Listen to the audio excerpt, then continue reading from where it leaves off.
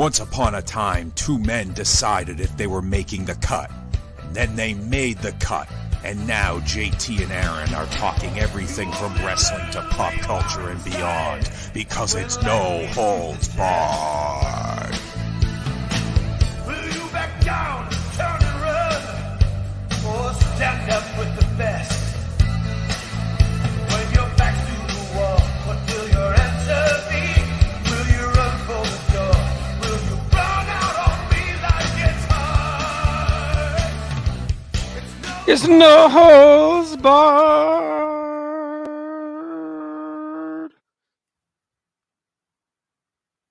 Do you feel that they dealt with Kane's speech impediment in a tasteful manner?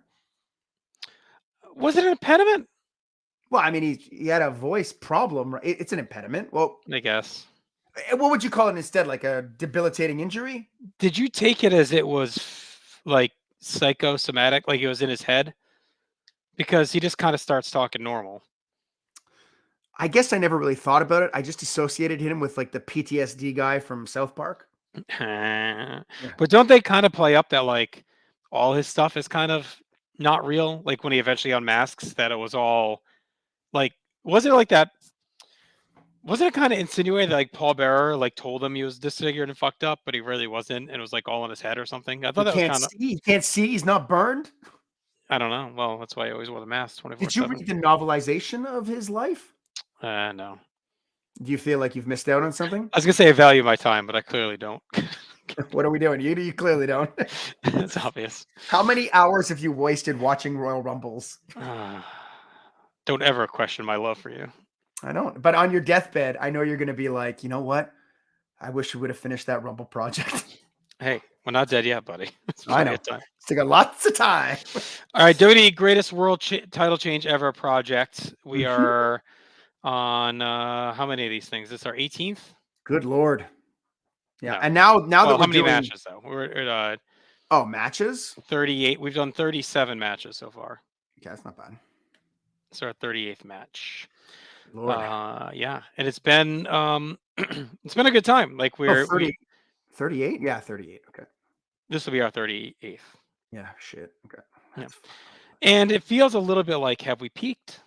Like we just covered 3 like all timers in a row. All 3 moved into our top 3. And I feel like it's gonna be hard to get back to that high, but we'll see. You never know. We could be surprised. I don't expect it to happen tonight, though. You don't think Kane and Stone Cold Steve Austin is going to break that top 3? We get 2 of them, and I don't think either will. I think the interesting thing is going to be, I mean, today will be interesting, so please keep watching. But next episode, the comparison of the 2 matches. Yeah. Do you want to quickly run down the categories that we grade on before we get started? Yeah, by all means. So for each of these, we each give a score out of 10 in match quality, significance, the moment, build, and aftermath. That gives us a round score out of 100. And I believe our tiebreaker is significance, correct? Yes. Yeah. All right. Yeah. And to give some other context quickly before we start, our top ranked match has 94 points, so a near perfect score, 6 away. Our bottom match is 16. Poor Pedro Morales and Stan Stasiak. And around the middle is you're looking at in the mid 40s, which is interesting. So we'll see where this one lands out of 38 so far. But that's kind of the gauge where we're at. So if you're in the mid 40s, you're in the middle. 90 super high. 16 is the outlier low. By the way, I just want to give a quick shout out to the rebirth of the XFL, which just restarted again under the leadership of The Rock. I broke out my Las Vegas Outlaws hat, original. Very nice. From 2001. I think my favorite team in that original iteration was the San Francisco Demons. There were a lot of cool teams. This is going to be the time it works. The reboot actually was pretty good. The pandemic killed that. That was I was enjoying that season. And I think with daily fantasy and other fantasy being such a big deal and gambling, like I think it has a shot as long as it's a decent product. So we'll see. Yeah, I'm not a football guy at all. So like I remember like in 2001 giving it a shot and watching it and trying to get into it, but I just can't get into football for whatever reason. But I thought their branding was always on point. Yeah, I thought the team names were interesting, the logos and the colors. I thought they did a really good job with that. But they gave us a great Jesse Ventura, Rusty Tillman feud. That's right. All right. King of the Ring 1998. We are paused on the clock at 2:14:46, right before the video package for our main event of Stone Cold Steve Austin defending his title against Kane. If you're on the VPN network, it's 2:14:30. Okay. So for those of you who are keeping track of the difference, yes, 2:14:46. So I'm going to count us in 30. in 3, 2, 1, play. How come you always count us in? Because I have the accurate time. I love that the first thing we see in this video package is neither Kane nor the Undertaker. No. Kane nor Steve Austin. Excuse me. It's the Undertaker. Well, this was all marching toward Taker Austin at this point already. Like every week, it was kind of obvious we were headed toward that for SummerSlam. That was the big money match that they had plotted out, and they had to get there somehow. Kane originally, right? If you believe the tales, was supposed to kind of be a one and done kind of thing, lose at Mania, but he got over and it worked. And before you know it, they get another main event guy. So this summer is all built around Austin, Mick Foley, Taker, Kane, Vince, and that's it. That's your top main event scene that whole summer, and it's super strong and well presented. It's arguably the hottest ever. Yeah, I would. I don't know. I mean, there's probably you throw The Rock in there later, maybe the next year, maybe 2000. There's conversations. The Hart Foundation. There's conversations to be had, but there's definitely an argument that this is the hottest the company ever was with these four guys on top. And you wouldn't imagine Kane to be one of them. I think when you factor in the weekly TV, yes, because you could argue, well, Hogan Andre and Hogan Savage, but the weekly TV wasn't as hot because it was just a completely different product. In the era of weekly live ish television with first run matches, I would say this is absolutely up there because Austin and McMahon was just on fire, and Taker, Kane, and Mankind were all high level acts with a lot of development and a lot of time, and the crowds are just insane. I know many people can take or leave the Attitude Era for various reasons, but you watch anything from 98 to 2000. The crowds are just rabid. It's just insane. It's a whole different world. It's almost like a different product.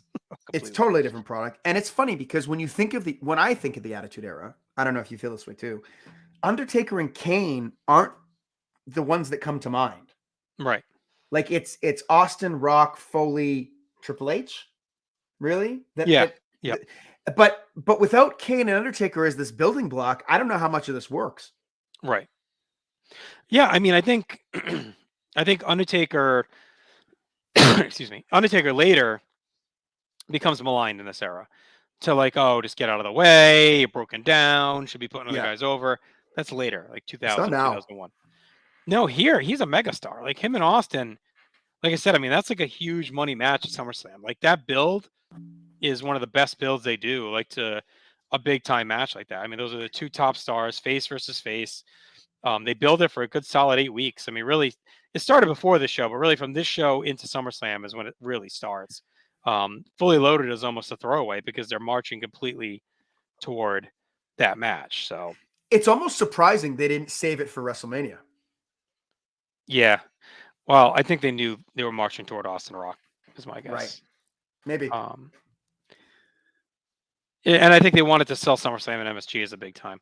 I got a little distracted because that's one of my favorite segments that they've done during this time. Also with the white baseball jersey. With and the blood all over him. Yeah. Yeah. And then this is a first blood match. So how did Kane win? Get this? He beat the Undertaker in a match using only one tombstone, right? I think so. And that's why, because later they're going to talk about being in cahoots, right? Right.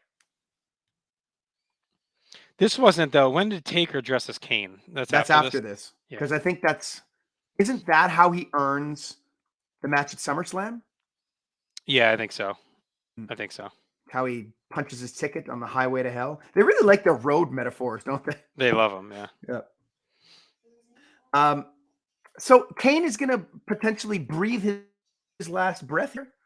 That's one of my favorite all time. Me and my friend Andy used to quote that forever and ever. If Kane doesn't win the world title, it's such a ridiculous proclamation like Paul Bearer makes or Vince makes. He'll light himself on fire and breathe his last breath. And Kane's all right, yeah, I'll go along with that. And then I'll poor burn myself JR. alive. Yeah, exactly. And then JR right here is like seriously like, well, he said he was going to breathe his last breath. Like he's He trying doesn't to. win the title tonight. For no Yeah. other, it has to be tonight. He will literally burn himself alive. And I feel like going into this, like I know this when you know all the steps and you know wrestling, obviously fucking Kane's winning, right? Right.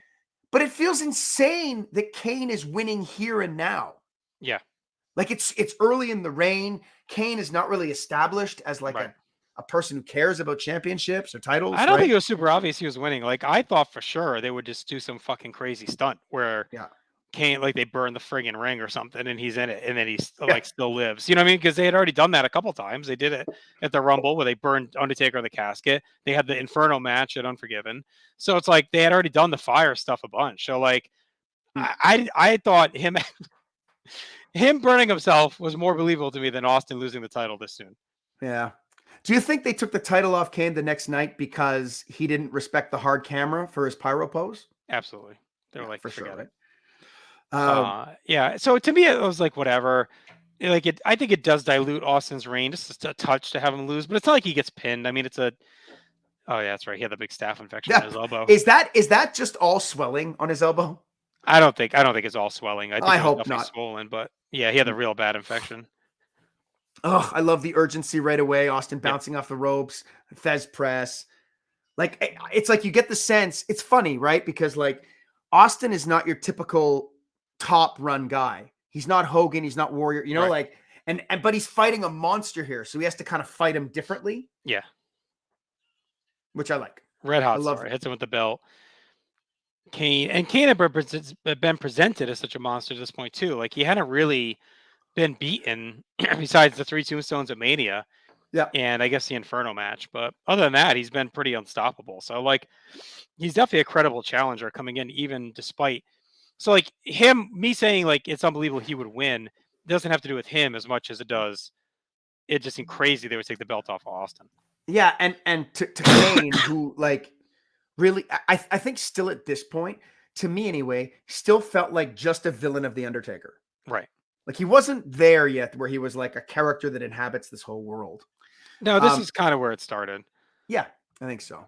I love that King is pointing out right now that like Kane is like he usually has like a sleeve off in his gear. So it's like, look how covered up he is, to like really selling the idea of the first blood thing being important to him. Well, and I think that added to me as a 15-year-old or a 17-year-old at the time thinking, okay, he's going to burn himself. That's why he's wearing the full, because that's what he did at Unforgiven with the Inferno match. He wore the full sleeve and they lit his arm or whatever. So I think that spoke to it even more that they may be going that route. That's why he's got the double long sleeves on. Right. Oh, Kane really struggling to get Austin up into this, whatever this is going to become. I don't want to discount too. Like you don't think of Austin of having to struggle card wise following anyone, but like this is right after Hell in a Cell. Yeah. Taker and Foley. Like, it's Austin, so it works. The crowd is still hyped, but it's like that's a tough spot to follow. And they're super hot, the crowd. Yeah. Like you wouldn't have imagined that one of the most famous matches of all time just happened. Right.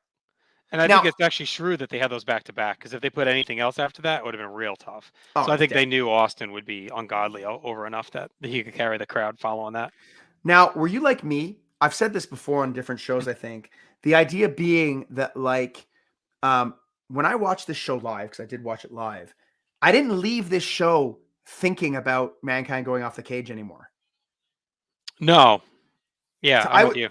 I was like, oh my God, Austin lost the belt. Yeah. Which is insane. It's a show I think that doesn't actually get talked about enough as like one of the most memorable pay-per-views in company history, which is crazy. I mean, I just don't think it jumps here. Like if we did one of our draft days of like most important pay-per-views or most memorable pay-per-views, something like that, like I feel like I'd have to think before this popped in my head, which is completely wrong, because you get this title change and you get the Hell in a Cell. That those two alone make it. And Shamrock winning the crown over the Rock, like that's against the Rock. Yeah, and head getting pinned with shoulders. Yes. So a lot going on. I do like the cage lowering down. Do we ever find out who lowers this Hell in a Cell down? No, I think it's supposed to be Vince. Yeah, But he's in the ordering it. owner's box, right? He's just up there. Well, it's not him. He's ordering his crew to raise it see. up and down. Is it the boss man? He's not there yet. But Well, he might be backstage. he could have been. He could have been. But no, I like that addition too. It's like you got the cell there. Why not add the stakes? I Yeah. love this too. I was about to crush him. Like that's a cool. It's so aesthetic. good. Yeah. Yeah, because it looks like he's trying to murder him. Right. Now, That's what it feels. Yeah, it feels like Kane is like a hired serial killer to just eliminate this guy altogether. I do like now that Kane is now moving towards smashing his head more. Yeah. Because like that's how you're going to win against Steve Austin in this match is by busting him open because he bleeds in every match. Yeah. The it's a cool story too with Vince because like he's so desperate to get the belt off Austin, he's even willing to partner with like Taker and Kane. You know what I mean? Like he's really selling out. He's like, not Taker yet, but Kane.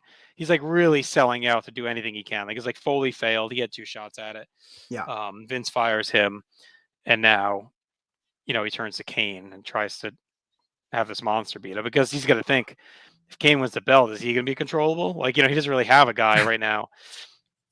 He tried to murder the Undertaker at the Royal Rumble. Right. Yeah. So it's like he's really kind of selling out. That's how much he's already hates Austin. Yeah. Yeah. Is that jelly on his back? Yeah, probably. I believe it's raspberry. It looks like it. So I guess maybe it's because Austin's hurt, but so far they're not really doing much of anything in the match. No, it's been all punch, kick, throw into the cage. Yeah. I don't think Kane was doing much at this point anyway. Like his matches were very much just punch, kick. Yeah. To me, it's really not until 99 that he starts to add a little bit more to his repertoire. When X-Pac teaches him. Yeah, it's around that time. This spot here where the cage is rising and Kane is like on it, I love. Like it's definitely really cool. He's choking him while hanging. Yeah, but this must be so dangerous because you're gonna reach a point soon where you can't jump off anymore. Right. Yeah, that was good. I mean, he's lucky he didn't tear a bicep or a shoulder, like flipping over and hanging on like that on the way down. Yeah. Now I mean, for as basic as the work is, like they're at least adding a very unique aesthetic to it all with some of the spots with the cell. I would say, like you said, they're wrestling to the stipulation. They're just trying to bust each other open. Kane is trying to bust open Austin. I think Austin's trying to figure out any way he can to rip Kane open. I mean, they just didn't have much option here. Yeah. I don't like as much when they start going to the aisle like this, but that's a general pet peeve with wrestling in general. So I don't want to hold it. Right. Especially this era. Yeah. I just like for instance, in the last match we watched last episode, like Triple H gets escorted out and like Austin sprints after him to attack him. That's what I think is missing in something like this, where they're just walking together. Yeah. I forgot about the whole stable thing. Vince in the owner's box. Why would the owners want to sit so far away? It's a luxury suite. And build that shit closer. They do nowadays. The more modern stadiums. So back in the day, they did it because they wanted to have extra seats, so it was just built up at the top. But now, if you look at any modern, like major new arena, they're all in the middle, right above the first. They're after the first bowl, right? Yeah. Essentially. They're fighting on the ramp, igloo, right? This shows at the igloo, which actually wasn't that fairly new at that point. I think so. That opened because it wasn't 95, SummerSlam 95, like one of the first shows there or something. No idea. This is the same ramp that Ahmed Johnson trips and falls on at the 98 Royal Rumble. Sure is. Look, they're fighting over a suplex on the ramp too.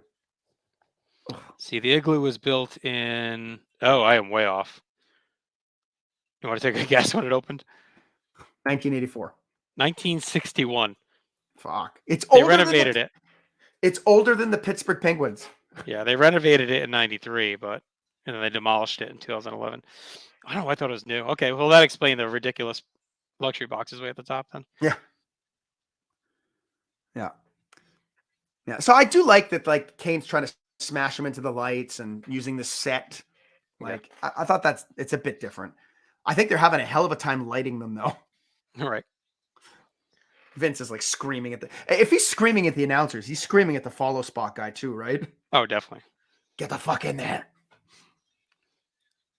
Oh, this looks like it could hurt. Okay. Oh, he blocked it. I thought he was going to do the Stevie Richards around the back of his neck. Yeah, like whenever they have to catch that railing, that thing's like 200 pounds? Like it's not. Well, it's funny. It's funny because this is why I love 97, 98, and 99.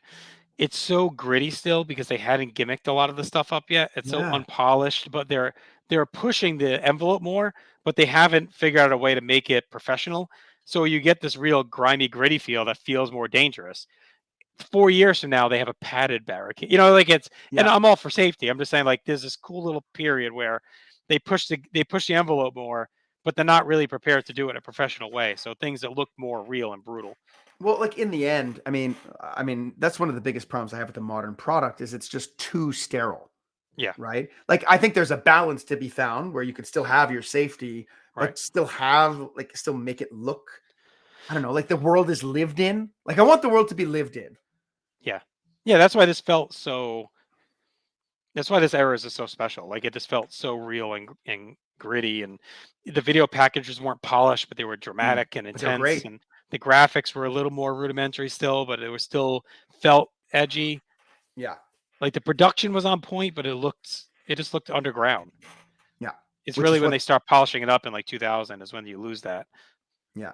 And when everything starts to feel the same, like Yeah, when they get away from like the different pay-per-view sets and right, um up until this last slam, I don't like Austin's offense. I don't like him jumping on him on the ropes. I don't like right, offense in this match that clearly could never make the person bleed. right. I'm not saying every single thing has to be, but like, Well, I don't know if his approach is trying to wear him down enough to maybe like pull the mask off and cut him open or something, because maybe I don't know how he can cut him open otherwise. There's really no way.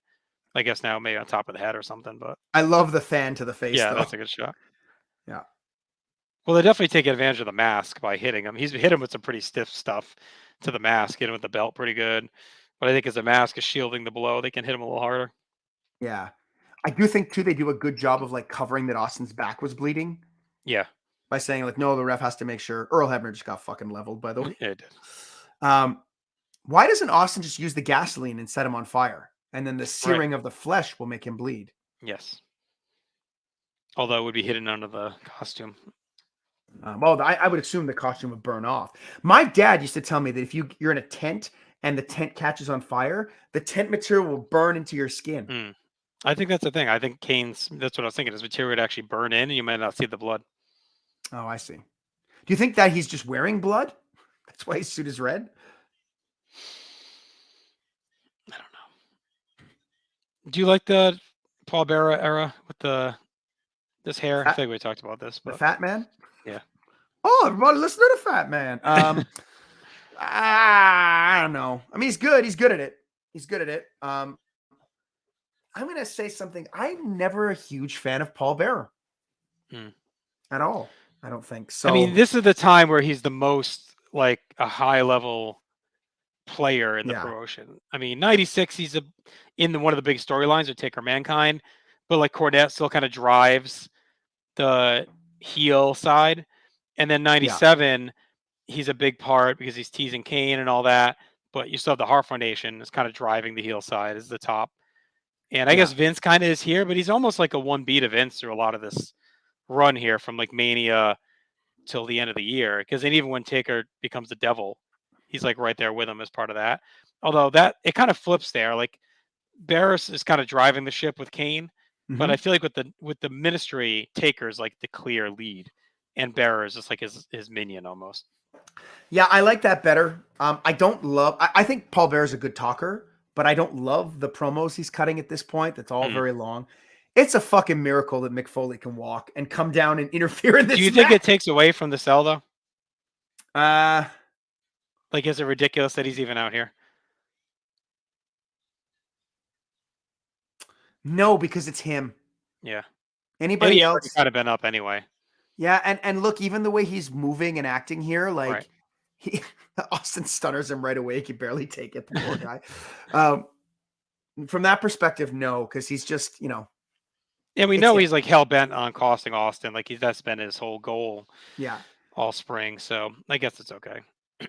I do like that the cell is still broken in the ceiling. Yes. When it fell through. It's a very chaotic feel. Like the vibe, everything just looks like a mess. Yeah, Taker's fucked up too. Well, it's funny because it helps. I think it helps that Mankind and Undertaker, their music doesn't play. Right. They just come down. Like it would play now. Right. Oh You yeah, have the for whole sure. entrance. Oh, a great chair shot with Austin Yep.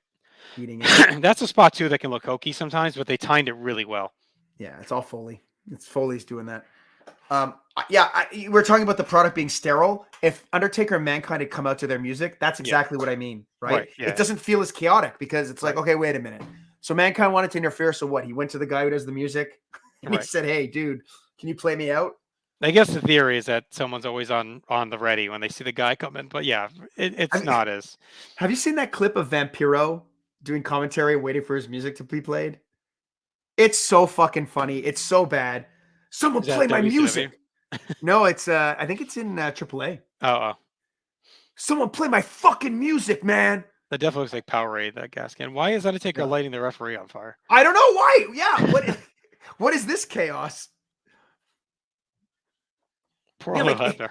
in all of this, like Undertaker is out to murder a referee on top of everything that's happening. It was an odd decision. Yeah, but he's the face. I know. Can't Was be he a- thinking maybe like he would cost Kane the title by burning the referee to death There's other ways you could so he do doesn't it. see the blood?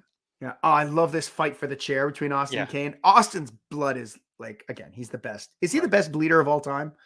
Probably. Right? I mean, Flair, Dusty, but he's Yeah. up there. But they had hair. He doesn't have any, so it looks different. Right. Oh, I and mean, he's better Hebner- than Rock, that's for sure. He'd bleed for like 6 seconds, then it would dry up. Rock always looked like it was a blood capsule every time. Yeah. Yeah, I mean, Austin, this is a great visual right here. yeah, because he's angry too, and he's Right. not beaten. It's know, really Fo- well done because Austin doesn't look weak at all. So if you're going to do this, Yeah, do the shock, like this is the way to do it. He got fucked. And this is Vince's whole goal is to fuck him all this time. So yeah, he got fucked, and it sets up the next program. yeah. It's great from that perspective. And Raw was such a big deal that like setting up a pay-per-view set up the Raw for a title match was like fine. Like it was such a ratings thing still. And Yeah, so them setting that up is like it sets up for a big monster night. yeah. So that's it. We're all quick. Vince smiling. Big shock that Kane wins. All right. So match quality. What do you got? Well, I mean, I don't think it's crazy. Like, I don't think it's that great a match.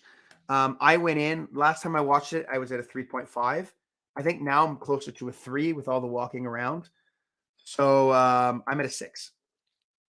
Yeah, I'm probably like 3.25, but 7 seems too high, so I'm gonna go 6 as well. Yeah. Significance. I'm at a 2. I mean, it feels like this bump in the road that really only gets us the rematch.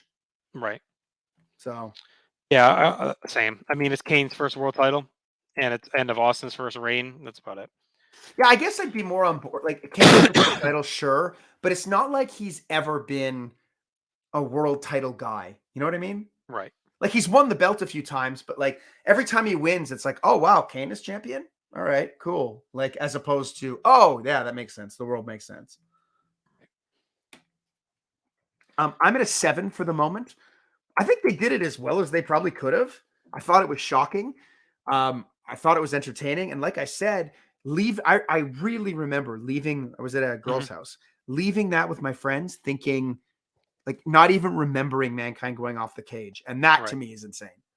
Yeah, I went 6. It's still a great moment. Him with the blood coming down, the Foley thing. The way they cut away though, quick and stuff, like kind of takes away from that moment a little bit. Like it's Vince smiling and then out, so like you don't really maybe get to soak it in as much. Right. And I know we talked about it, but like Foley coming back out, and to me it does a little bit feel like. I mean, they could have probably used someone else there. I don't know who. I'd have to think about it, but and it just felt like these guys just literally went through hell. Like he was thrown off a cage, through a cage, and like, he's out there swinging a chair. I guess he looked desperate enough, but it felt like a little bit like, probably didn't need to go having him back out there. But it's still a really good moment. Build actually went 7. Like that video package, there was a lot in there. I mean, like a lot of shit happened during those weeks leading up to this, and the whole Kane Taker feud builds to this. It's all the first whole stretch of Austin McMahon sets us up with him trying to use Dude Love, and then it becomes Mankind. Then they're fighting in the cell on Raw. The Austin with the bloodbath. Like there's so many really super memorable moments. And Austin McMahon is such a big part of the whole feud. I mean, that's the feud.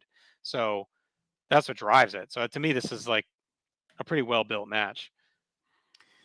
Yeah, I mean, I bumped it up to a 6. I was at a 5. but now thinking about it, like, yeah, it really does tie into Austin McMahon more than I probably would have given it credit for. So yeah, I'm going to bump it up to a 6. I think it's strong. Okay. That's it.